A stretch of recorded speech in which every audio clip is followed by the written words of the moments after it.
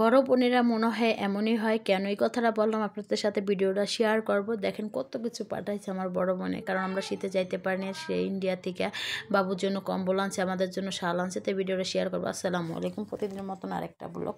তো এত সকাল সকাল আমি ঘুমে থেকে উঠলাম। তো আজকে একটু শরীর ভালো ছিল না, ঠান্ডা জ্বর।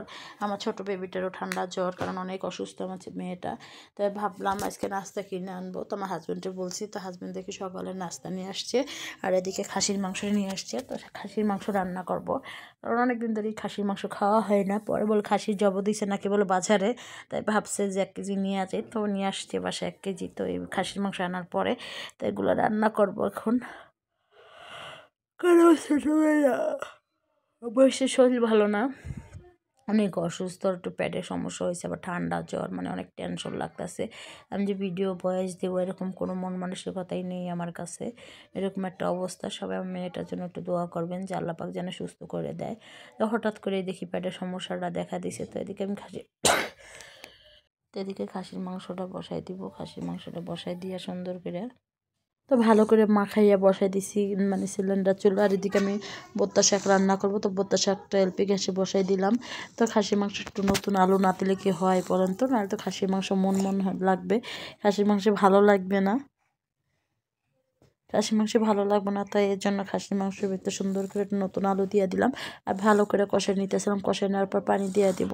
তো পানি নেওয়ার পর এরকম করে কষাই নিতেছিলাম। এখন কত সুন্দর করে কষা নিয়ে এখন সুন্দর করে তেল উঠে গেছে। মানে খাসির মাংসটা আসলেই অনেক ভালো ছিল খাওয়ার সময়, মানে এত সফট হয়ে গেছে। রান্নার সময় একটু দেখতেছিলাম সিদ্ধ হয়েছে কিনা।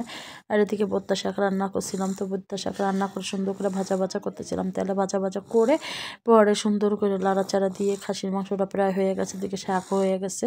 তো এত দুপুরে আমাদের খাবার আজকে খাসির মাংস আর ছিল বোত্তা শাক ছিল।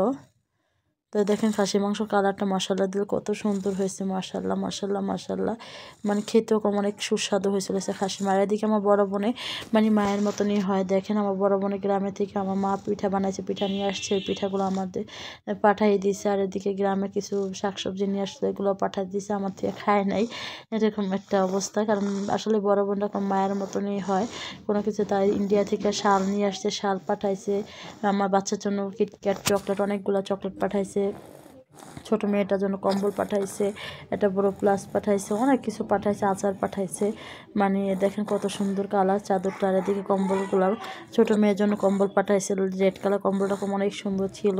তো এর তো ভিডিওটা কেমন লাগছে সবাই একটু কমেন্টে জানাবেন। এই দেখেন আমরা এখন পিঠা খাবো। তো এগুলো আমি সব গুছাই টুছাই রেখে দিলাম। রেখে দেওয়ার পর পিঠাগুলো খাবো। সেই পিঠা মায়ের হাতের পিঠা কার না ভালো লাগে বলেন? দেখেন কত মজা হয়েছে, যে পিঠাটা আসলে অনেক বলার বাহিরে। তো এর তো পিঠাটা এখন খাইতেছি। সব ভিডিওটা এখন শেষ করবো। সবাই ভালো থাকবেন, সুস্থ থাকবেন। আল্লাহ হাফেজ।